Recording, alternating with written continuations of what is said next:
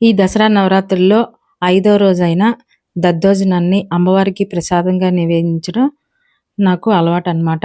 So, Vijayawada Kanakadurgamma గుడిలో అమ్మవారికి నివేదించే ఈ దద్దోజనాన్ని చాలా ఈజీగా సింపుల్ మెథడ్‌లో చేసుకోవాలంటే వీడియోని స్కిప్ చేయకుండా చూడండి. వీడియోని ఫస్ట్ టైమ్ చూసినోళ్ళు ఎవరైనా ఉంటే please like, share and subscribe to our channel. So, రెసిపీలోకెళ్ళిపోతే ముందుగా ఒక కుక్కర్ తీసుకొని ఇందులో రైస్‌ని కడిగి వాష్ చేసుకొని నానబెట్టుకోవాలి. సో, ఇక్కడ నేనైతే ఒక హాఫ్ కప్ రైస్ తీసుకుంటున్నాను. మంచిగా శుభ్రంగా ఒక 2, 3 సార్లు వాష్ చేసేసుకోవాలి.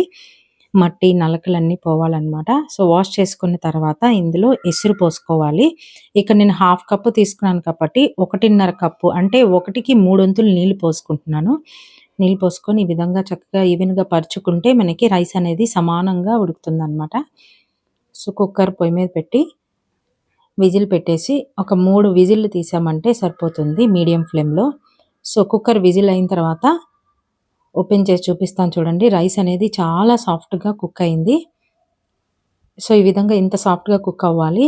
కావాలంటే ఇంకొక విజిల్ అయినా మీ రైస్ కొంచెం గట్టిది అంటే పాత రైస్ అయితే మాత్రం 4 విజిల్ తీసినా పర్లేదనమాట.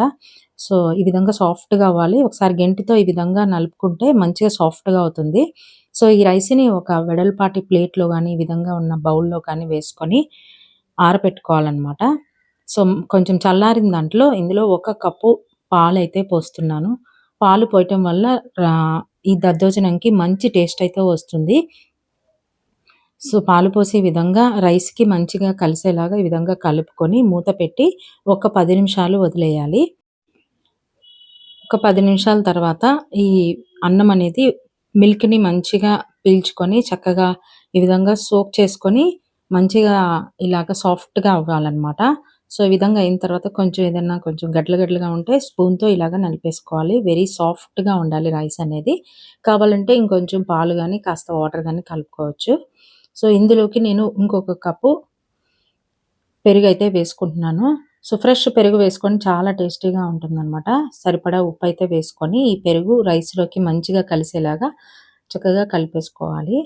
సో, బాగా కలిసిపోయింది కదా! ఇందులో ఒక కప్పు ఒక కప్పు పెరిగేసాం కదా! సో, ఒక పావు కప్పు నుంచి హాఫ్ కప్పు మనం రైస్ సోక్ చేసేంత అంటే కొంచెం లూజ్‌గా అయ్యేంత వరకు వాటర్ కలిపేసేయాలి. సో, ఇప్పుడు నేనైతే తాలింపు పెట్టుకుంటున్నాను. పాన్ పెట్టి పొయ్యి మీద స్టవ్ వెలిగించాను. ఆయిల్ వేసి ఆయిల్ వేడెక్కాలనమాట. ఒక 2 స్పూన్లు ఆయిల్ అయితే సరిపోతుంది. ఇందులో 2 టేబుల్ స్పూన్లు శనగపప్పు వేసుకుంటున్నాను. పప్పు వల్ల చాలా టేస్ట్ వస్తుందనమాట తాలింపు గింజలు వేయటం వల్ల. ఒక హాఫ్ స్పూన్ జీలకర్ర, ఒక 2 స్పూన్లు తాలింపు గింజలు వేసుకున్నాను. మినపప్పు ఇంకా ఆవాలు. ఇందులోనే ఒక 2 టేబుల్ స్పూన్లు జీడిపప్పులు వేసుకున్నాను. 2 ఎండుమిర్చిలు తుంచి వేసుకోవాలి. సో, ఈ పప్పులన్నీ ఎండుమిర్చి మంచిగా వేగుతూ ఉన్నప్పుడు ఇందులో పచ్చిమిర్చి ఒక 3, 4 పచ్చిమిర్చి ముక్కలు, ఒక అంగుళం అల్లాన్ని చిన్న చిన్న ముక్కలుగా కట్ చేసుకొని వేసుకోవాలి. సో, అవన్నీ వేగుతూ ఉండాలనమాట. మంచిగా వేగుతున్నప్పుడు ఒక పావు స్పూను ఇంగువ వేసుకోవాలి. ఇంగువ కంపల్సరీ తాలింపుకి. అలాగే ఒక రెమ్మ కరివేపాకు వేసి చిటపటలాడించాలి. తాలింపంతా మంచిగా వేగింది అన్నప్పుడు ఈ తాలింపులోకి లాస్ట్ అండ్ ఫైనల్‌గా మెయిన్ ఇంగ్రీడియెంట్ చూసేసి మిరియాలనమాట.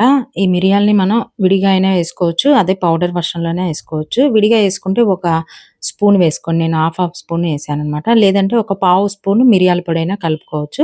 ఒక్కసారి మిరియాలు వేసిన తర్వాత ఎక్కువసేపు వేయించక్కర్లేదు. ఒక 10 సెకండ్లు ఉంచేసి ఈ తాలింపుని ఆల్రెడీ ప్రిపేర్ చేసుకొని ఈ దద్దోజనంలోకి వేసేసుకోవటమే.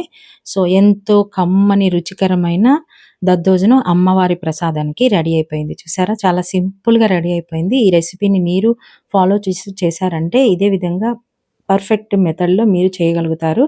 ఈ నవరాత్రుల్లో అమ్మవారికి ఐదో రోజు ప్రసాదంగా నివేదించే ఈ దద్దోజనాన్ని మీరు మీ ఇంట్లో చేసుకొని అమ్మవారికి నివేదిస్తారని అనుకుంటున్నాను. వీడియో మీ అందరికీ నచ్చిద్దని అనుకున్నాను.